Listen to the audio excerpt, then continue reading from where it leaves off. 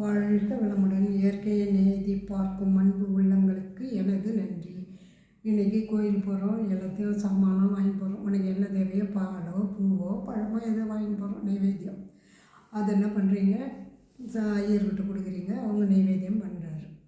எப்படின்னா முதல்ல போகும்போது அபிஷேகம் பார்த்துறீங்களா, அடுத்தது என்ன, அடுத்தது எதுக்கு வரீங்க, திரையை போட்டுறாங்க. எதுக்கு, அலங்காரம் பண்ணுறதுக்கு.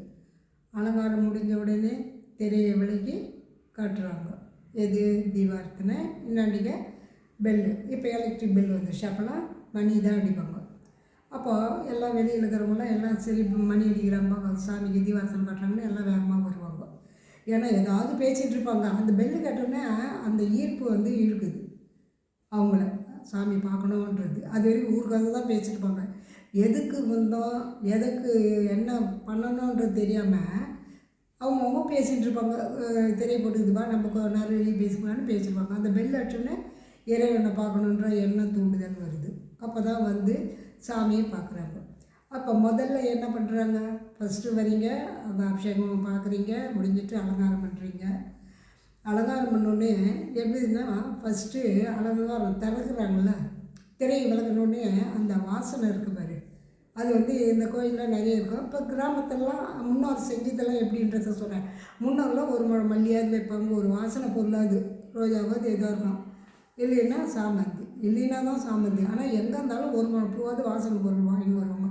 இந்த துளசி இதெல்லாம் சேர்ந்த மாதிரி இருக்கும், கட்டுவாங்கள்ல, அதை எடுத்து போடுவாங்க. அப்போது என்ன பண்ணுவாங்க, திரையை வளர்ந்தோடனே அந்த ஸ்மெல் நல்லா இருக்குல்ல, வாசனை. ஏன்னா காலங்காத்தாலே இதுன்றது வீட்டில் எவ்வளோ பிரச்சனை வந்தாலும் அந்த ஸ்மெல் வந்து மனசை அடக்கிட்டு அப்போ ஒரு நிலை படுத்துடுதில்ல, படுத்தும்போது அந்த தீபார்த்தனை பார்க்குறோம், கண்ணுக்கு ஒளியை பார்க்குறோம். அடுத்தது அந்த இசை பெல் அடிக்கிறாங்க, அந்த இசையை கேட்குறோம். அடுத்தது என்ன பண்ணுறோம், வெளியே வரோம், நெய்வேத்தியம் கொடுக்குறாங்க. நெய்வேத்தியம் கொடுத்தோடனே கையில் இப்படி வாங்கினோடனே இப்படி தானே சாப்பிட்றோம், இப்படி வீட்டில் சாப்பிட்ற மாதிரி சாப்பிடல, இப்படி தானே சாப்பிட்றோம். அப்போ இப்படின்போது மேலே பார்க்குறோமா இல்லையா, அப்போ ஆண்டவனுக்கு நன்றி. எப்படின்னா ஐம்புலனும் இது பண்ணுற மாதிரி நன்றி, ஐம்புலனுக்கும் நன்றி அப்படின்ற ஒரு கான்செப்ட். எப்படின்னு சொன்னால், இப்போ வந்து அந்த ஸ்மெல் பார்க்குறீங்க மூக்குக்கு, ஓரளவு தானே. அதிக ஸ்மெல் வந்தாலும் மயக்கம் வருதுன்றீங்க, பேட் ஸ்மெல் வந்தாலும் 5 நிமிஷமெல்லாம் அந்த இடத்துலேருந்து வந்துடும். அப்போ அதுக்கே நம்ம உடம்புக்கு தெரியுது, இதுதான், இதுக்கு மேலே நின்னா வியாதி அப்படின்றத தெரிஞ்சிடுது. அடுத்தது எது வரும், அந்த தீபார்த்தனை பார்க்குறோம். எவ்வளோ நேரம் பார்க்குறோம், முதல்ல ஒருத்தர் காட்டுவாங்க, ரெண்டாவது வரும்போது காட்டுவாங்க அந்த தீபார்த்தனை. நம்ம 5 நிமிஷம் பார்ப்போமா, அது மேலே போதும்னு நம்மளே வந்துடுறோம். மூணாவது எது, அந்த மணி அடிக்கிற சத்தம் கேட்குதா. இப்போ கரண்ட்டு பில்லு, அப்போல்லாம் பெல்லு இது தானே, மணி தானே அடிப்பாங்க. மணி அடிச்சு முடிச்சிட்டாங்க, வேலை முடிஞ்சிச்சு, நம்ம நெய்வேத்தியம் கொடுப்பாங்க போகலாம் அப்படின்ற எண்ணம் தூண்டுதல் வந்துடும். வந்தவுடனே நெய்வேத்தியம் வாங்கிடுறோம். எவ்வளோ கொடுக்குறாங்க, இப்போல்லாம் என்ன சொல்கிறாங்க, எவ்வளோ கொடுக்கணும் அவ்வளோ கொடுக்கணும்னு சொல்கிறாங்கல்ல. அப்போ கிடையாது, ஒரு கரண்டி தான் கொடுப்பாங்க. அந்த 50 இது பண்ணணும்னா எப்படி இதுன்றத, 50 எப்படி அடக்கணுன்றதுக்கு தான் அதை சொல்கிறாங்க. அப்போ வந்து அது விளக்கம் சொல்ல தெரியல, அளவோடு இருந்தாங்க. அப்போது ஒரு கரண்டிக்கு மேலே கொடுக்க மாட்டாங்க. அப்போல்லாம் நெய்வேத்தியம் என்ன, புளி சாதம் அவ்வளோவா இருக்காது. ஃபஸ்ட்டு என்னன்னுவாங்க, முதல் நாள் இது சக்கரை பொங்கல் கொடுப்பாங்க, 2ஆம் நாள் மிளகு பொங்கல், 3ஆம் நாள் சக்கரை பொங்கல். அது மாதிரி அவங்களுக்கு என்னென்ன கிடையாது, டெய்லியும் சக்கரை பொங்கல்னாலும் கொடுப்பாங்க, வசதிக்கு ஏற்ற மாதிரி. ஏன்னா கிராமத்தில் எல்லாமே கிடைக்கணும், அந்த வசதி எல்லாருக்கும் இருக்கணும், அபிஷேக செலவு எல்லாம் பார்க்கணும், அந்த அளவுக்கு இருக்காது. அப்போது அளவு முறைன்றது இதுதான் அளவு.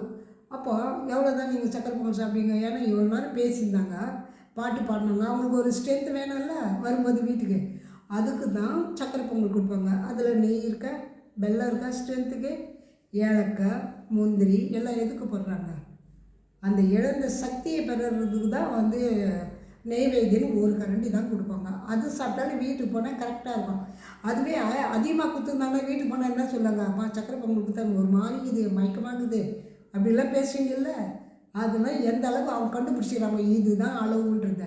அதேமாதிரி பார்வையெல்லாம் கூட பாரு, ரேடியோ கூட கேட்பாங்க. அந்த காலத்தில் ரேடியோ தானே அளவோடு கேட்டாங்க. இப்போ என்னடானா நெட் வச்சுனோன்றீங்க, கரண்ட்டை இஷ்டத்துக்கும் பார்த்து லைட்டு எங்கே நிறைய போட்டுக்கலாமா, கண்ணு தெரியலன்றீங்க. இப்போவே எது நம்மளோட அதிக இதுதான், பார்வை அதிகமாக போயிடுவே, கண்ணுக்கு கெடுதி வருது, சுவாசத்துக்கு சொல்லிட்டேன்.